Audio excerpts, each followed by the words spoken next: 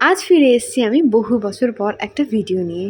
এই ভিডিওতে আমরা ৩ বান্ধবী ঠিক করেছিলাম যে ঘুরতে যাব। কিন্তু কোথায় ঘুরতে যাব কিছুই বুঝে উঠতে পারছিলাম না। তাই ঠিক করেছিলাম যে ঘাটে যাব গঙ্গার। কিন্তু সেখানে তো আর যাওয়া হলো না। তাই চলে গিয়েছিলাম এই স্টার মলে মধ্যমগ্রামে।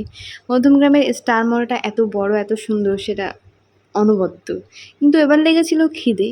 খিদে লেগেছিল যেহেতু সেইজন্য আমরা ভাবলাম যে কোথাও একটা রেস্টুরেন্টে গিয়ে খাবো। তো স্টার মল পার হতে আমাদের মনে হয়েছে স্টার মলে না খেয়ে আমরা একটু কাজ করি, অন্য কোনো জায়গা এক্সপ্লোর করি।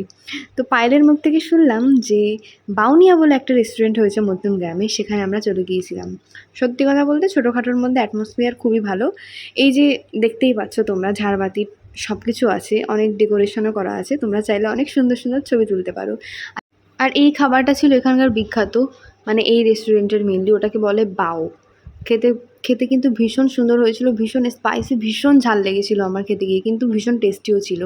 আর এখানে এই যে আমি ভিডিও করছি, ছবি তুলছি, এইসব করছি। এই যে দেখো বাওটা খেতে গিয়ে আমার চোখ মুখের অবস্থা কেমন হয়ে গিয়েছিল, এত ঝাল ছিল কি বলবো, মানে খেতে টেস্টি হলেও কিন্তু প্রচুর ঝাল। আর আমার নাক মুখের অবস্থা একদম মানে লাল লাল হয়ে গেছে। তারপর আমরা অর্ডার করেছিলাম, মানে এই ঝালটা কাটানোর জন্য অর্ডার করেছিলাম মোজিটো।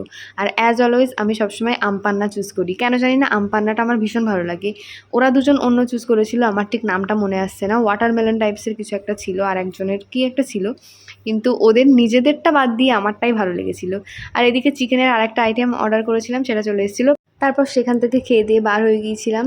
শ্রুতি আর আমার ছিল ছুটি, আর পায়েলের ছিল ডিউটি। তো বাই বাই তো এবার করতেই হবে। এটা ছিল মধ্যমগ্রামে, আর ঠিক সেই টাইমেই হয়েছিল ঝড় উঠেছিল। তো যাই হোক, সবাই সবাইকে টাটা করলাম, আর এবার আমাকে শ্রুতিকে টাটা করতে হতো। আর এটাই ছিল ৩ জনের ছোট্টখাট্ট একটা ডেট।